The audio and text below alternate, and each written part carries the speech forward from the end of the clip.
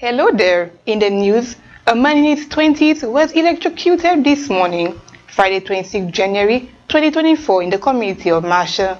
In what appears to be a freak incident, a male in his 20s received an electrical shock while resting on a concrete loose-elect pole.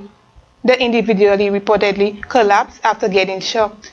Miraculously, received no physical burns. The incident occurred at approximately 7:20 a.m. at the intersection of Rock Hall and Pavey Roads. The victim was conveyed to the OKU by ambulance. He is reported to be in a stable condition. Meanwhile, Lucelec technicians have visited the area to inspect the pole. Lucelec has promised a statement on the matter later. In other news, still no official statement on a drive-by shooting Thursday night which left 2 men wounded. Police launched an investigation into the incident which occurred at the Piero Gap at about 8:45 p.m. Emergency responders provided medical attention to the victims who were later transported to hospital. Their condition remains unknown. The Ministry of Infrastructure, Ports and Transport is being called to account and provide an explanation for the condition of a section of the East Coast Road which was recently repaired.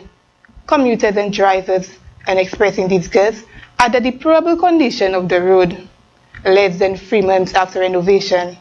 According to one observer, best practices are not being followed and the government is simply wasting limited resources.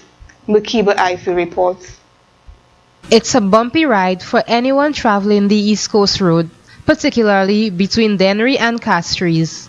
For vehicle owners, the deplorable condition of the road forces regular repairs and part changes, which come at an expense.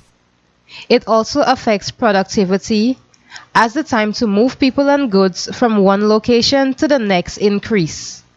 One popular driver on the 2/8 route says, the situation is simply unacceptable. The condition of the road is not good by my brother. I don't like it. It gets me tired. All my shoulders are hitting me. I mean, I cannot drive on that road the way I want to. You know what I mean? You know what I mean? I'm on the road night and day. I'm the latest bus on the Castries Road. I'm serving people. The passengers, in fact, my people, the passengers. And that doesn't meet this. I'm going to sleep late at night, all the way 1 o'clock, 1:40, mostly every night. That's because of the condition of the road? Under the condition of the road, yeah. Okay. I have to buy parts often. The condition of the East Coast Road has also caught the attention of commuters. One Labrie resident told our news team, after less than 3 months, the recently repaired road exposes a waste of resources.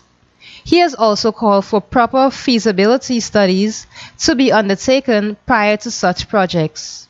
We cut all the overhang on the road, and then now what we do, we would now work on the drainage and foundation. But if we tend to work on the drainage and foundation without the overhang, the moisture is still in the soil, in the ground. Reason for that is asphalt is alive when it gets sun. But when asphalt doesn't get sun, it deteriorates. Now we have to remember that you could cut steel under pressure with water. So the same way the rain drops, it digs the road. That's what it does. And that's continuing what's happening. If you look at the example in the valley, it wasn't a month after the work was done and it started deteriorating with potholes. What do we see? We are spinning top in